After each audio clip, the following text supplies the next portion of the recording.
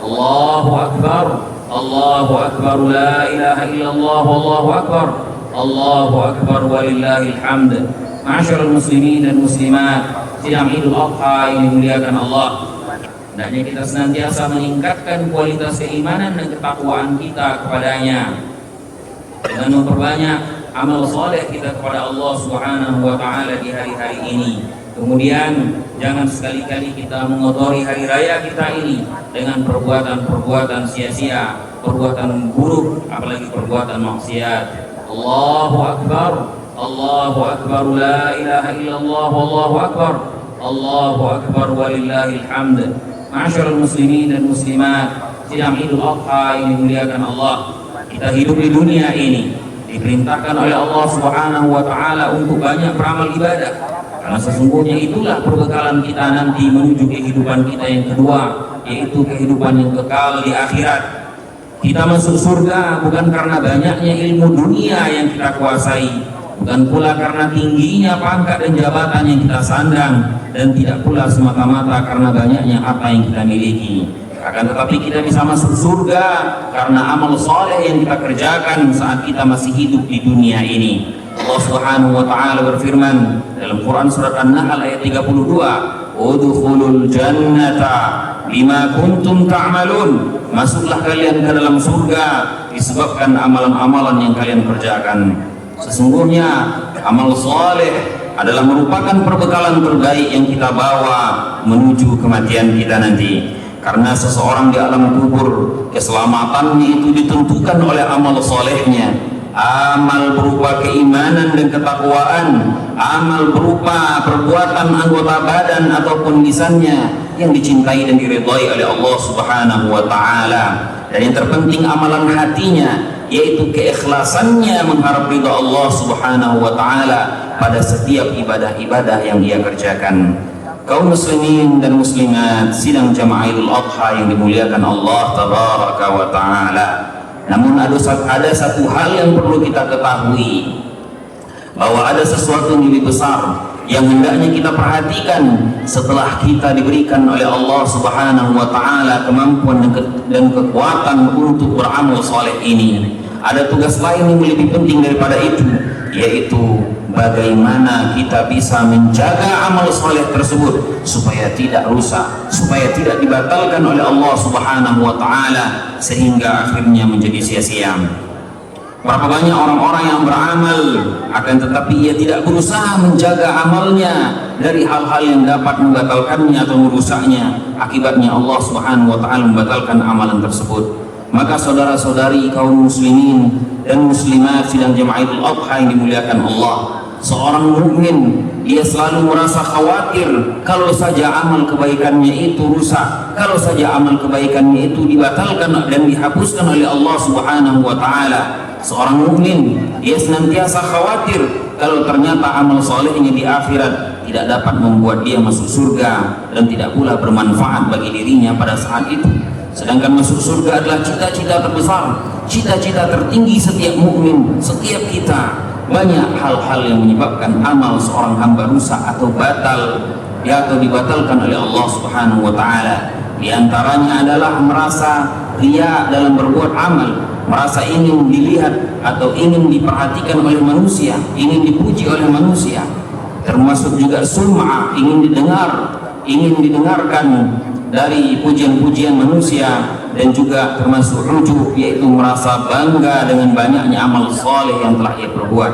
Syekh Muhammad bin Shalih Al-Utsaimin berkata, al-ujubu muhbitun lil a'mal. Ujub itu bisa membatalkan amalan, yaitu merasa bangga dengan amal kebaikan yang telah ia perbuat. Misal ketika seseorang telah mengerjakan dan menegakkan salat, lalu kemudian dia merasa bangga dengan salatnya, merasa telah banyak melakukan salat, seakan-akan dia merasa adalah ahli ibadah, maka bisa jadi dengan cara tersebut Allah membatalkan amalnya dan rusaklah amalnya. Atau misalnya ketika seseorang telah berhasil mengkhatamkan bacaan Al-Quran, lalu ia bangga dengan amalan itu, maka bisa Allah Subhanahu wa Ta'ala hapus dan batalkan amalannya karena ujubnya. Atau ketika seseorang berhaji namun ia bangga dengan hajinya, tidak rela jika tidak disebut haji, maka amal tersebut juga bisa rusak dan dibatalkan Allah. Atau ketika seseorang berkurban lalu kemudian dia merasa bangga dengan kurbannya, merasa dermawan, Allah juga bisa batalkan dan hapuskan amalnya tersebut. Walhasil dia tidak mendapatkan nilai apa-apa.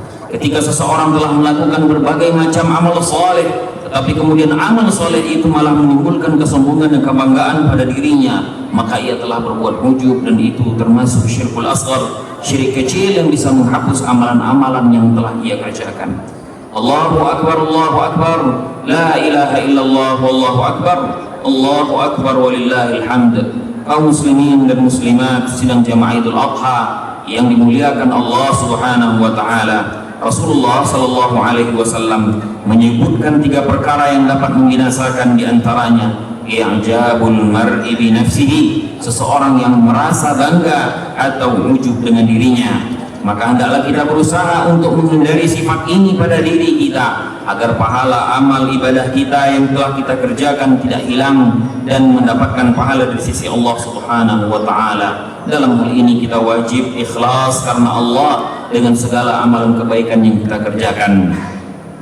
Allahu akbar, Allahu akbar, la ilaha illallah, wallahu akbar, Allahu akbar walillahil hamd. Kemudian perkara yang kedua yang bisa merusak atau membatalkan amal, yaitu ketika seseorang tidak takut untuk berbuat dosa atau berbuat maksiat kepada Allah Subhanahu wa taala pada saat ia sendiri. Al-Imam Abu Dawud meriwayatkan dalam sunannya, Nabi sallallahu alaihi wasallam mengabarkan nanti pada hari kiamat akan datang seorang laki-laki yang membawa pahala besar sebesar gunung Tihama. Ternyata Allah batalkan dan hancur leburkan pahala amalannya itu. Kemudian ada sahabat yang bertanya, siapa wahai Rasulullah? Sungguh orang itu sangat merugi, dia membawa pahala sebesar gunung Tihama, namun Allah Subhanahu wa taala batalkan amalan tersebut, artinya dia tidak mendapatkan pahala. Maka Rasulullah sallallahu alaihi wasallam mengatakan, mereka adalah suatu kaum seperti kalian mengambil suatu malam, akan tetapi mereka adalah orang-orang yang apabila bersendiri dengan sesuatu yang haram, dan dia pun berani melanggar hal-hal yang diharamkan oleh Allah Subhanahu wa taala. Dia lebih takut kepada manusia daripada kepada Allah. Dia lebih takut diawasi oleh manusia daripada diawasi oleh Allah Subhanahu wa taala, sehingga pengawasan Allah seakan sesuatu yang tidak berarti di matanya. Saat dia diawasi oleh manusia, saat dia diawasi oleh bos atau atasannya, saat dia diawasi oleh polisi atau pihak berwajib, saat dia diawasi oleh istrinya atau istri diawasi oleh suaminya, atau diawasi oleh orang-orang yang ia segani dan ia takuti, maka seakan-akan dia adalah orang yang takut untuk berbuat mungkar, seakan-akan tidak berani berbuat maksiat dan dosa atau keburukan, seakan-akan dia tidak berani korupsi, tidak berani curang, menipu, atau melakukan tindakan-tindakan kemungkaran lainnya. Tetapi ketika tidak ada manusia yang mengawasi dirinya, padahal hakikatnya Allah Subhanahu wa taala senantiasa mengawasi dirinya, dia tidak takut kepada Allah Subhanahu wa taala. Dia begitu berani melanggar larangan-larangan Allah.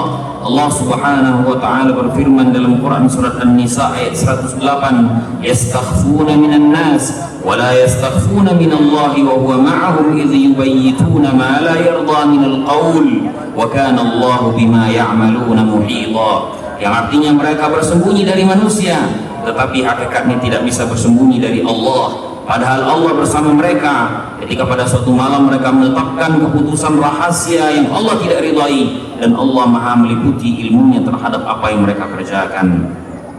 Ma'asyiral muslimin dan muslimat sidang Idul Adha yang dimuliakan Allah, maka itulah gambaran bagi orang yang disebutkan oleh baginda Nabi sallallahu alaihi wasallam dalam hadis tadi, bahwa di akhirat nanti dia membawa pahala sebesar gunung Tihama, lalu kemudian Allah batalkan dan hancur leburkan amalannya tersebut. Oleh karena itulah betapa meruginya diri kita jika seperti itu, yang takutnya kepada Allah saat berada di hadapan manusia saja, tetapi tatkala sendirian tidak ada rasa malu, tidak ada rasa takut kepada Allah Subhanahu wa taala. Ma'asyiral muslimin dan muslimat yang dimuliakan Allah Subhanahu wa taala. Kemudian di antara perkara yang bisa menghabiskan dan membatalkan amal kita adalah kezaliman kita kepada orang lain dengan cara menggunjingnya, memfitnahnya, menggosip atau mengumbar aib-aibnya, ataupun menyakiti hatinya dan melakukan tindakan kezaliman yang lainnya. Apalagi hal-hal semacam itu dilakukan kepada tetangga kita. Padahal Rasulullah Shallallahu Alaihi Wasallam pernah menyebutkan dalam sebuah hadis, Rasulullah Shallallahu Alaihi Wasallam bersumpah, wallahi la yu'min, wallahi la yu'min, wallahi la yu'min. Qila man ya Rasulullah? Qala alladhi la ya'man jarahu bawa'iqahu. Rasulullah Shallallahu Alaihi Wasallam bersabda, demi Allah, bersumpah demi Allah 3 kali beliau ucapkan. Lalu kemudian Nabi mengatakan la yu'min, tidak beriman, demi Allah tidak beriman, demi Allah tidak beriman, demi Allah tidak beriman. Kemudian sahabat bertanya kepada Nabi Sallallahu Alaihi Wasallam, man ya Rasulullah, siapa yang engkau maksud yang tidak beriman itu wahai Rasulullah? Kemudian Rasulullah Sallallahu Alaihi Wasallam bersabda, alladzi la ya'man jarahu bawa'iqahu, yaitu orang yang tetangganya tidak aman dari gangguannya. Allahu Akbar, Allahu Akbar, la ilaha illallah, wallahu akbar, Allahu Akbar walillahil hamd. Sungguh orang-orang yang berperilaku begitu adalah orang yang sangat merugi, karena hakikatnya dia telah mentransfer pahala kebaikannya kepada orang yang ia sakiti, kepada orang yang ia zalim, kepada orang yang ia gunjingi. Bahkan Nabi Shallallahu Alaihi Wasallam gambarkan ini adalah orang-orang yang merugi dan bangkrut pada hari kiamat. Suatu ketika Rasulullah Shallallahu Alaihi Wasallam bersabda kepada para sahabatnya, atadruna mal muflis, tahukah kalian siapa orang-orang yang bangkrut? Maka para sahabat berkata, al-muflisu fina ya Rasulullah man la dirham lahu wa la mata'. Orang yang bangkrut menurut kami wahai Rasulullah adalah orang yang tidak punya dirham, yaitu tidak punya harta, wala mata', dan tidak pula punya harta benda. Kemudian Rasulullah Shallallahu Alaihi Wasallam mengatakan bahwa orang yang bangkrut itu yaitu nanti yang datang pada hari kiamat dengan membawa pahala salat, membawa pahala puasa, membawa pahala zakat, membawa pahala-pahala amalan-amalan besar lainnya. Ternyata ketika ia hidup di dunia dia suka menggunjing, dia suka memfitnah, dia suka menyakiti orang lain, dia pernah menzalimi, memukul orang, dan bahkan dia pernah menumpahkan darah orang lain.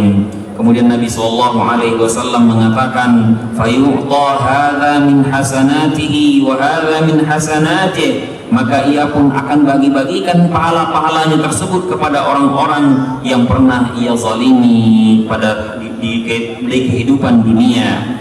Kemudian Rasulullah SAW mengatakan, fa in faniyat hasanatuhu qabla an yuqda ma alaihi, ketika pahala amal saleh, amal kebaikannya tersebut habis yang dibagi-bagikan kepada orang-orang yang pernah ia zalimi, dan ternyata orang-orang yang pernah ia zalimi tersebut masih ada, apa yang terjadi ma'asyiral muslimin yang dimuliakan Allah Subhanahu wa taala?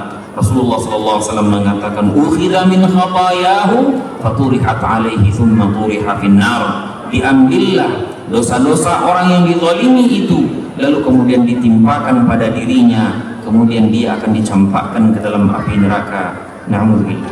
Subhanallah, saudaraku kaum muslimin dan muslimat sekalian yang dimuliakan Allah Tabaraka wa Ta'ala, jangan sampai kita menjadi orang-orang yang merugi dengan pahala amal soleh yang kita berikan kepada orang lain karena ulah perbuatan kezaliman yang kita lakukan di dunia. Padahal di akhir itu semua kita sangat butuh dengan pahala, sangat butuh dengan ganjaran Allah Subhanahu wa Ta'ala, karena akhirat itu adalah saat-saatnya kita menerima apa yang pernah kita kerjakan ketika kita hidup di dunia. Sedangkan di dunia adalah tempat kita beramal. Oleh karena itu Ali bin Abi Thalib mengatakan, ad-dunya darul amal la jazaa fiha wal akhiratu darul jazaa la amala fiha. Dunia ini adalah tempat beramal, tempat kita beribadah, sedangkan tidak ditampakkan pahala ketika kita melakukan ibadah tersebut. Akan tetapi akhirat adalah tempat kita menerima pahala-pahala dari apa yang pernah kita kerjakan di dunia, tetapi tidak ada lagi saat-saat kita untuk beribadah kepada Allah Subhanahu wa Ta'ala. Allahu Akbar, Allahu Akbar, la ilaha illallah, wallahu akbar, Allahu Akbar walillahil hamd. Semoga Allah Subhanahu wa Ta'ala senantiasa melimpahkan rahmat dan taufiknya kepada kita. Ini yang dapat khatib sampaikan pada khutbah kali ini. Barakallahu fikum wa taqabbalallahu minna wa minkum. Inna Allah wa malaikatahu yusalluna 'alan nabi ya ayyuhalladzina amanu sallu 'alaihi wa sallimu taslima. Allahumma salli 'ala Muhammad wa 'ala ali Muhammad kama sallaita 'ala Ibrahim wa 'ala ali Ibrahim innaka Hamidum Majid. Allahumma barik 'ala Muhammad wa 'ala ali Muhammad kama barakta 'ala Ibrahim wa 'ala ali Ibrahim innaka Hamidum Majid. Allahumma ighfir lil muslimin wal muslimat wal mu'minin wal mu'minat al ahya'i minhum wal amwat innaka sami'un mujibud da'wat. Rabbana la tu'akhidhna in nasina aw akhta'na. Rabbana wa la tahmil 'alaina isran kama hamaltahu 'ala alladhina min qablina.